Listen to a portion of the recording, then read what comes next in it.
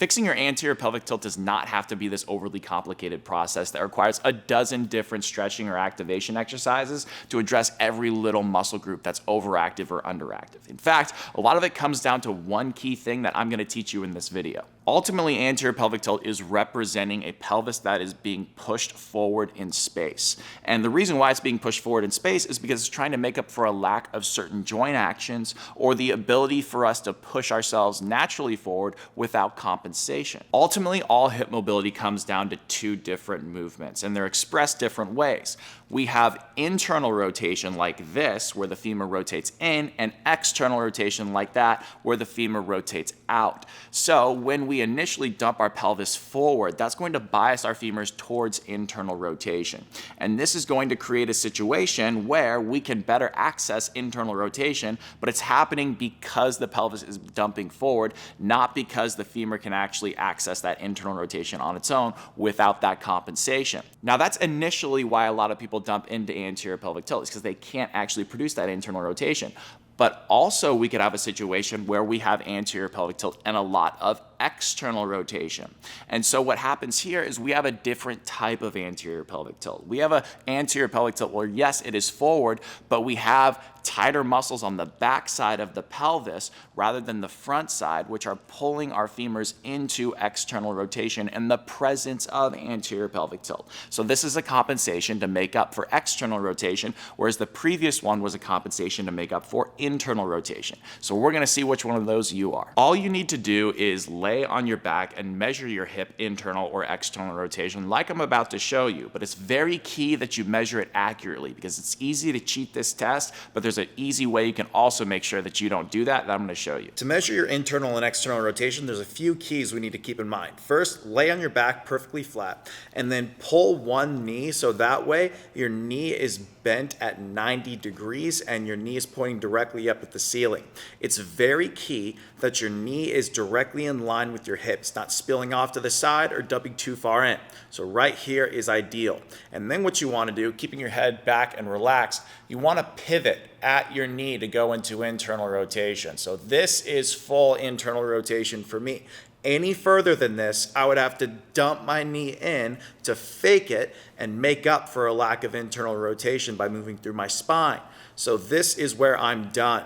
And I don't want to go any further than that. So I shouldn't feel any pinching in my hips or anything weird. Just go nice and slow and controlled, stopping at that point, knee still up at the ceiling. For external rotation, it's the opposite. You're just going to pivot again right here, stopping at the point where if I went any further, I'd want to dip my knee off to the side like that. So this is my full external rotation on my left hip right here. For many people, they're really going to want to subtly move out. So it's very key that you keep your knee straight up at the ceiling. Now we should know whether you have more internal or external rotation available at your hips. Let's start with the people that have more external than internal rotation because I find it's a little bit more common.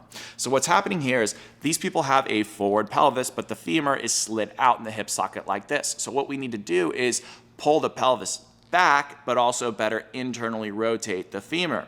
So here's a really good way that you can do that. This is the 90-90 hip lift with a ball or foam roller hold. What we're gonna do to set up for this is get our feet against a wall flat. And we have a 90-degree bend at both our knees and our hips. We have a foam roller deep within our thighs, and you could use maybe a ball or even a pillow folded in half. But what we're looking for is the knee to be in line with the foot and the hip, with the knees pointing straight up at the ceiling. Now, we also have a little shelf underneath Trevor's heels right here, and this is going to give him leverage to better find the muscles we're looking for in this exercise. So we're using a little block right here. You could stack up something and put it against the wall, whatever works, as long as it's just underneath the heels, maybe a little bit of your shin as well. You don't want it going like all the way up into his knees or upper shins right here. Alternatively, if you don't have a wall, you also could rest your feet or heels on a bench or a chair. That will allow your knees to be bent at 90 degrees, but a wall will be better for this if you can do it. Now, we also have a little towel roll underneath Trevor's head. This thing is only thick enough to allow his chin to be passively pointed at the ceiling. If it was too thick, it would tilt it back too far. If it was too small, it would tilt his chin down too far. So it's allowing him to just passively have that chin at the ceiling there. Okay, so Trevor's got his hands on his low ribs. What we're going to do is first feel the proper foot contacts on the wall right here. So we're going to feel the whole foot flat, but focus particularly on the inner heel and base of the big toe. Right here, in that inner heel, without losing the outside foot. Now, Trevor is going to very gently drag down into that block if it's there, or just down on the wall, but his feet aren't actually going to move. The intention of doing that is going to lift his tailbone off of the ground, but keep his low back 100% flat and relaxed. This is a posterior pelvic tilt. As he does this, he's going to feel his hamstrings engage on both sides, hopefully relatively evenly. Now, Trevor is going to sit here and maintain this position. So again, to recap, he feels his hamstrings on both sides, weight mostly in the inner heels without losing here and also here.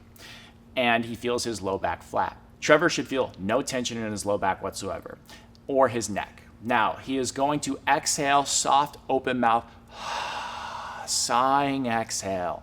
Softer and longer exhale is always, always better than harder and more forceful.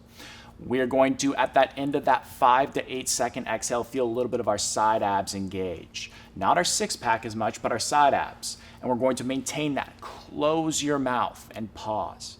And maintain that side ab tension as you very gently inhale through your nose. If you do that right, you're going to feel your chest expand simultaneously alongside with your belly, and you're going to feel some expansion in your back too. Exhale again. It's He's going to find his side abs again at the end of that exhale. He's going to pause. He's going to close his mouth, not losing that side ab tension. He's going to gently inhale through his nose. So when Trevor inhales, it is absolutely paramount that he does not feel his neck engage at all. If he does, he's inhaling too hard or too fast. He needs to be able to keep his neck 100% relaxed. That towel will also help with that. So he's going to do this and maintain this position for 5 to 8 breath cycles. If you want a more individualized and comprehensive method to improve this anterior pelvic tilt, then check out my beginner body restoration program. It is a total body reset of your posture and your movement that should also help you feel better on a day-to-day basis as well. Check that down below in the description. Now let's talk about the people that have an anterior pelvic tilt but have more internal than external rotation. These are more of the traditional standard mechanics of anterior pelvic tilt, but what's happening here is that the femur can't slide forward within the hip socket. So these people generally need to just decompress their back and be able to get their pelvis back in space, which will naturally open up more room for external rotation. So a really easy way I like to do this is just to decompress the back, because that is the thing that's really tight when the pelvis is forward. So here's a really great way you can do it. This is the short-seated breathing drill. What we're gonna do is get in this position up against a wall, but the way we do it really matters. So we wanna feel our sit bones as evenly as we can on both sides of our pelvis.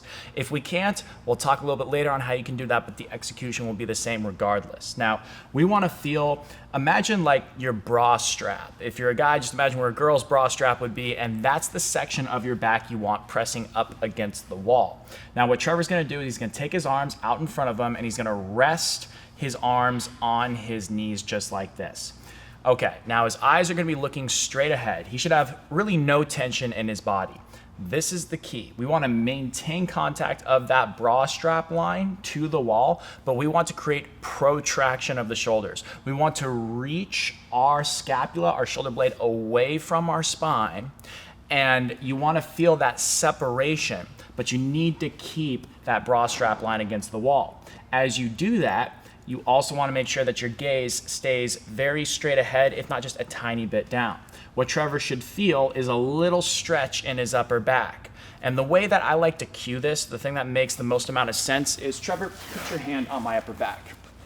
Now, feel how my ribs go back, but my arms go forward. This is the idea of what we're looking for right there. Usually if you visualize it like that, that helps a lot. So Trevor, get in that position right there. Great, okay. Now, what Trevor's gonna do is just exhale through his mouth fully. Big open mouth sigh for about 5 to 10 seconds. At the end of that big open mouth sigh, he's going to feel his side abs. Not as much as six pack, but his side abs engage. He's going to pause. He's going to close his mouth. He's going to put his tongue on the roof of his mouth, and then he's going to gently inhale through his nose, not losing the tension in his side abs and not sitting up as he inhales. That's bad. Keep the intention to reach, but still keep that bra line against the wall. Now he's gonna exhale again, getting all that air out. He's gonna feel those side abs engage at the end of that 5 to 10 second exhale, and then he's going to close his mouth, inhale, and feel the expansion in between his shoulder blades. That's where he should feel a stretch when he inhales if he's doing it right. So you know you're doing this right if you feel more side abs than six-pack abs engage.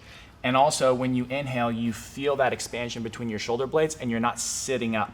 The biggest mistake I see right here is people are going to want to sit up as they inhale. That is not what we want. If anything, have the intention to keep your reach, if not reach a little bit further while you do that inhale, and that's gonna keep you in the right position. The biggest mistake I see by far, and everyone, 100% of the people doing this needs to check themselves on this. Are you trying too hard? Because if you are, you're gonna be shrugging your shoulders into your ears. You're gonna be trying to desperately get air into your back. Just relax, just chill and give a nice gentle reach and make sure that your traps here and here are nice and relaxed. You should be able to do that. And just breathe gently through it. A long and soft exhale is always, always better than harder and more forceful. I should not hear you inhale, but I should hear you gently exhale. That's generally what you're going for there. Now, after this video, I highly recommend you check out my other video on anterior pelvic tilt, because while people do have a pelvis that's forward on both sides, sometimes one side can be more further forward than the other, and that can alter the way that we can optimize the fix for getting this pelvis back on both sides. Check that out down below in the description, because that's a key to progressing from this video. I'd recommend doing the exercise that's ideal for you for at least 2 sets of 8 to 10 breath cycles, both in the morning and the evening, at least once a day of 2 sets. And that will help really get the ball rolling. And like I said, make sure to check out that other video, because that is how you progress from this one. Thank you guys for watching. And if you enjoyed it, please do me a favor and like the video, subscribe, and I'll see you in the next one.